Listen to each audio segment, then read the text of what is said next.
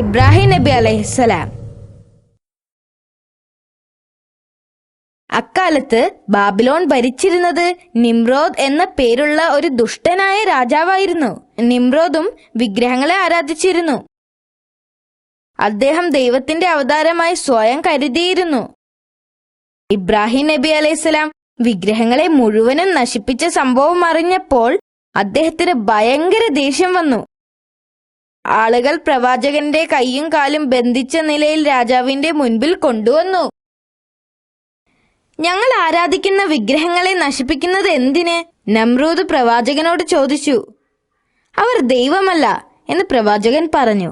ആരാണ് യഥാർത്ഥ ദൈവം എന്ന് നിമ്രോദ് ചോദിച്ചു. ഏക സത്യദൈവം ഒന്ന് മാത്രമേ ഉള്ളൂ. അള്ളാഹു ജീവിപ്പിക്കുകയും മരിപ്പിക്കുകയും ചെയ്യുന്നു. അത് അള്ളാഹു ആണ്. ഇത് കേട്ട് രാജാവ് പറഞ്ഞു, ജീവനും മരണവും എനിക്ക് നൽകാൻ കഴിയും. നിന്നെ ഞാൻ കാണിക്കാം. 2 അടിമകളെ കോടതി മുറിയിൽ കൊണ്ടുവരാൻ അദ്ദേഹം ഭടന്മാരോട് കൽപ്പിച്ചു. അടിമകൾ അദ്ദേഹത്തിന്റെ മുന്നിൽ മുട്ടുകുത്തി നിന്നു. അതിൽ ആദ്യത്തവനെ കൊല്ലാൻ നമ്രൂദ് ആവശ്യപ്പെട്ടു.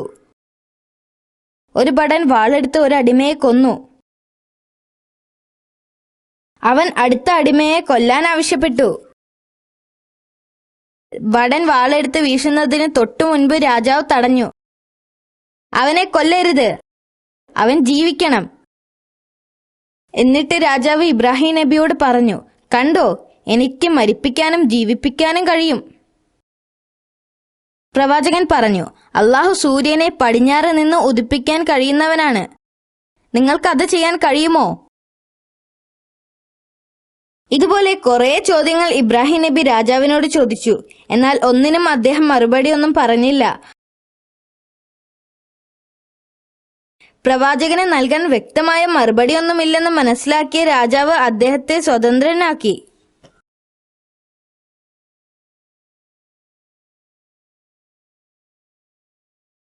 ഇബ്രാഹിം നബി അലൈഹിസ്സലാം ജനങ്ങളോട് വർഷങ്ങളോളം അള്ളാഹുവിനെ ആരാധിക്കാൻ പ്രസംഗിച്ചു. ബാബിലോണിൽ ഒരു പുരുഷനും സ്ത്രീയും ഒഴികെ ആരും അദ്ദേഹം പറയുന്നത് ശ്രദ്ധിക്കാൻ തയ്യാറായിരുന്നില്ല. ആ സ്ത്രീയുടെ പേര് സാറ എന്നായിരുന്നു. പിന്നീട് അവർ ഇബ്രാഹിം നബിയുടെ ഭാര്യയായി തീർന്നു. ആ മനുഷ്യന്റെ പേരായിരുന്നു ലൂത്ത്. പിന്നീട് അദ്ദേഹം ഒരു പ്രവാചകനായി തീർന്നു. തന്റെ വാക്കുകൾ ഇവിടെ ആരും കേൾക്കാൻ പോകുന്നില്ല എന്ന് പ്രവാചകൻ തിരിച്ചറിഞ്ഞു. അതുകൊണ്ട് വിശ്വാസികളായ ആ 2 പേരുമായി മറ്റൊരു രാജ്യത്തേക്ക് കുടിയേറിപ്പാർക്കാൻ അദ്ദേഹം തീരുമാനിച്ചു. മറ്റൊരു ജനതയിൽ ദൈവത്തിന്റെ സന്ദേശം പ്രചരിപ്പിക്കാൻ അദ്ദേഹം ആഗ്രഹിച്ചു. പ്രവാചകൻ അവസാനമായി തന്റെ പിതാവിനോട് ഇസ്ലാമിലേക്ക് ചേരാൻ അപേക്ഷിച്ചു. എന്നാൽ അയാൾ അത് നിരസിച്ചു. അതോടെ അദ്ദേഹം അവിടെ നിന്ന് യാത്രയായി. വളരെ വിഷമത്തോടുകൂടിയായിരുന്നു ആ നഗരം ഉപേക്ഷിച്ചു പോയത്. കാരണം അദ്ദേഹത്തിന് ആ നഗരം വലിയ ഇഷ്ടമായിരുന്നു. പക്ഷേ കൂടുതൽ ആളുകളിലേക്ക് അള്ളാഹുവിന്റെ സന്ദേശം പ്രചരിപ്പിക്കുന്നതിന് വേണ്ടി അദ്ദേഹത്തിന് ബാബിലോൺ വിട്ടു പോകേണ്ടി വന്നു. അവർ 3 പേരും മരുഭൂമിയിലൂടെ അവരുടെ യാത്ര ആരംഭിച്ചു. സിറിയ, ഫലസ്തീൻ, ഈജിപ്ത് എന്നിവിടങ്ങളിലൂടെ അവർ സഞ്ചരിച്ചു. ജനങ്ങളോട് അള്ളാഹുവിനെ വിളിച്ച് പ്രാർത്ഥിക്കാൻ ആവശ്യപ്പെട്ടു. വഴിയിൽ കണ്ടെത്താവുന്ന ദരിദ്രരെ എല്ലാം അവർ സഹായിച്ചു. അവർ കാരണം ഒത്തിരി പേർ സന്തുഷ്ടരായി. കുറെ ആളുകൾ അള്ളാഹുവിൽ വിശ്വസിച്ചു. ഇതിനിടയിൽ അവർ ചാവുകടലിൽ എത്തിയപ്പോൾ ലൂത്ത് നബി അവിടെ തങ്ങുവാൻ തീരുമാനിച്ചു. കാരണം അവിടെയുള്ള നാട്ടുകാർക്കിടയിൽ അള്ളാഹുവിന്റെ സന്ദേശങ്ങൾ പ്രചരിപ്പിക്കുന്നതിനായിരുന്നു അത് നല്ല ആശയമായി ഇബ്രാഹിം നബിക്ക് തോന്നുകയും അദ്ദേഹത്തെ ആശീർവദിക്കുകയും ചെയ്തു. പ്രവാചകനും ഭാര്യയും മരുഭൂമിയിലൂടെ കുറെ നാൾ യാത്ര ചെയ്തു. ഒരു ദിവസം അവർ ഒരു ദുഷ്ടനായ രാജാവിന്റെ പ്രദേശത്ത് പ്രവേശിക്കാൻ ഇടയായി. സാറ വളരെ സുന്ദരിയായിരുന്നു. അവരുടെ സൗന്ദര്യത്തെക്കുറിച്ച് ആളുകൾ സംസാരിച്ചിരുന്നു. ദുഷ്ടനായ രാജാവ് പ്രവാചകന്റെ സുന്ദരിയായ ഭാര്യയെക്കുറിച്ച് അറിഞ്ഞു. അവളെ സ്വീകരിക്കാൻ അവൻ ആഗ്രഹിച്ചു. അതുകൊണ്ട് പ്രവാചകനെ കൊണ്ടുവരാൻ തന്റെ പടയാളികളിൽ ഒരാളെ അവൻ അയച്ചു. പടയാളികൾ രാജാവിന്റെ മുമ്പിൽ ആ പ്രവാചകനെ കൊണ്ടുവന്നു. നിങ്ങളുടെ കൂടെയുള്ള സ്ത്രീ ആരാണ്? രാജാവ് ചോദിച്ചു. പ്രവാചകൻ തന്റെ സഹോദരിയാണെന്ന് പറഞ്ഞു. കാരണം ഇല്ലെങ്കിൽ തന്നെ കൊന്ന് സാറയെ ഇവർ കൊണ്ടുപോകുമെന്ന് ഭയന്നു. സാറയെ രാജസദസ്സിലേക്ക് കൊണ്ടുവരാൻ ദുഷ്ടനായ രാജാവ് പ്രവാചകനോട് കൽപ്പിച്ചു. അവരെ പരിചയപ്പെടാൻ തനിക്ക് ആഗ്രഹമുണ്ടെന്നും കൊട്ടാരത്തിലെ എല്ലാവരും അവരുടെ സൗന്ദര്യത്തെക്കുറിച്ചാണ് സംസാരിക്കുന്നത് എന്നും രാജാവ് പ്രവാചകനോട് പറഞ്ഞു. പ്രവാചകന് മറ്റു വഴികളൊന്നുമില്ലായിരുന്നു. അദ്ദേഹം തന്റെ ഭാര്യയോട് പോയി പറഞ്ഞു, രാജാവ് നിന്നെ കാണാൻ ആവശ്യപ്പെട്ടിട്ടുണ്ട്. എന്നാൽ അവിടെ ചെല്ലുമ്പോൾ നീ എന്റെ ഭാര്യയാണെന്ന് പറയരുത്. നീ എന്റെ സഹോദരിയാണെന്നാണ് ഞാൻ പറഞ്ഞിട്ടുള്ളത്. പ്രവാചകൻ ഭാര്യയുമായി കൊട്ടാരത്തിലേക്ക് പോയി. എന്നാൽ സാറ രാജാവിന്റെ അടുക്കൽ എത്തിയപ്പോൾ രാജാവ് സാറയുടെ സൗന്ദര്യം കണ്ട് മതിമറന്നു. അദ്ദേഹം സാറയെ പിടിക്കാൻ ശ്രമിച്ചു. എന്നാൽ സാറയുടെ അടുത്തെത്തിയപ്പോൾ രാജാവിന്റെ കൈ അനക്കാൻ പറ്റാതെയായി. സാറയ്ക്ക് മാത്രമേ തന്നെ രക്ഷിക്കാൻ കഴിയുകയുള്ളൂ എന്ന് അദ്ദേഹത്തിന് മനസ്സിലായി. എന്നെ സഹായിക്കൂ, എന്നെ സഹായിക്കൂ, അദ്ദേഹം അപേക്ഷിച്ചു. നിങ്ങൾ എനിക്ക് വേണ്ടി അള്ളാഹുവിനോട് പ്രാർത്ഥിക്കുക. ഞാൻ ഒരിക്കലും നിങ്ങൾക്ക് ഒരു ദ്രോഹവും ചെയ്യുകയില്ല. സാറ അള്ളാഹുവിനോട് പ്രാർത്ഥിച്ചപ്പോൾ ദുഷ്ടനായ രാജാവിന്റെ കൈകൾ സുഖം പ്രാപിച്ചു.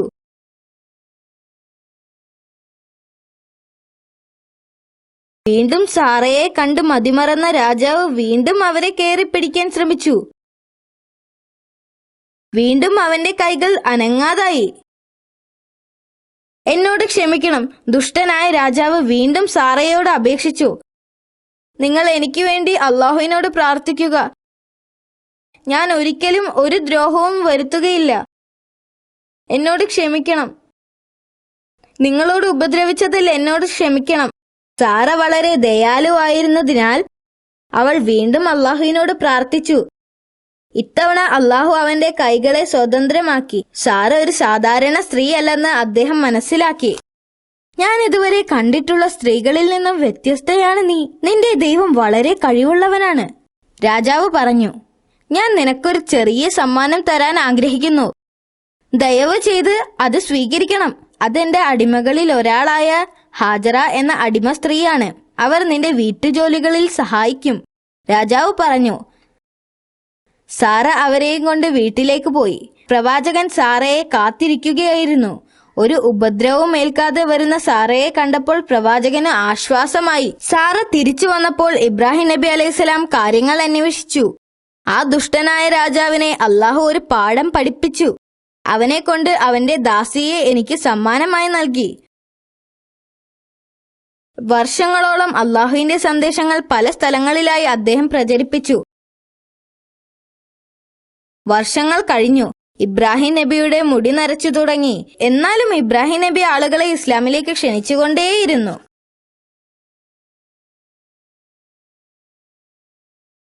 സാറയ്ക്കും പ്രായമായി. ഇനി തനിക്കൊരു കുഞ്ഞിന് ജന്മം നൽകാൻ സാധിക്കില്ല എന്ന് സാറയ്ക്ക് മനസ്സിലായി.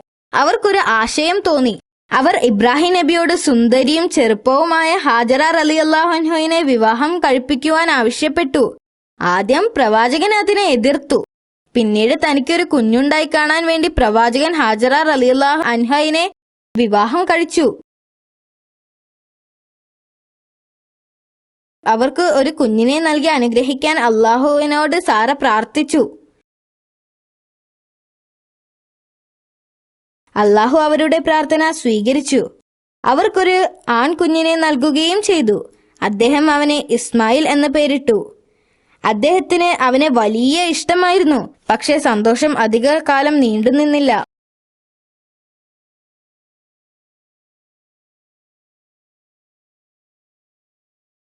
ഒരു ദിവസം അദ്ദേഹം ഉറങ്ങിക്കിടക്കുമ്പോൾ അള്ളാഹുവിന്റെ കൽപ്പനയുണ്ടായി. അദ്ദേഹത്തിന്റെ ഭാര്യയെയും മകനെയും ഒരു സ്ഥലത്ത് കൊണ്ടുപോയി ഉപേക്ഷിക്കാൻ. പ്രവാചകൻ ആശയക്കുഴപ്പത്തിലായി. കാരണം അദ്ദേഹത്തിന് തന്റെ മകനെ അത്രക്കിഷ്ടമായിരുന്നു. പക്ഷേ അദ്ദേഹത്തിന് അറിയാമായിരുന്നു അത് അള്ളാഹുവിന്റെ കൽപ്പനയാണെന്ന്. അദ്ദേഹം ഹാജറ റളിയല്ലാഹു അൻഹയെ ഉറക്കത്തിൽ നിന്നും വിളിച്ചുണർത്തി പറഞ്ഞു, ഇസ്മായിലിനെയും കൂട്ടി നീ തയ്യാറായി നിൽക്കുക. ഭർത്താവിനെ അനുസരിച്ചിരുന്ന അവർ മറ്റൊന്നും ചോദിക്കാൻ തയ്യാറായില്ല.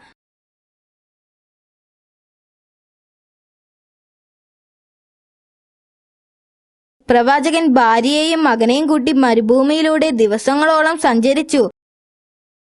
അവർ കയ്യിൽ കരുതിയിരുന്ന ഭക്ഷണമെല്ലാം തീരാറായിരുന്നു. അവസാനം അവർ മരുഭൂമിയിലെ മർവ പർവ്വതത്തിന്റെ താഴ്വാരയിലെത്തി. അതൊരു തരിശായ ഭൂമിയായിരുന്നു.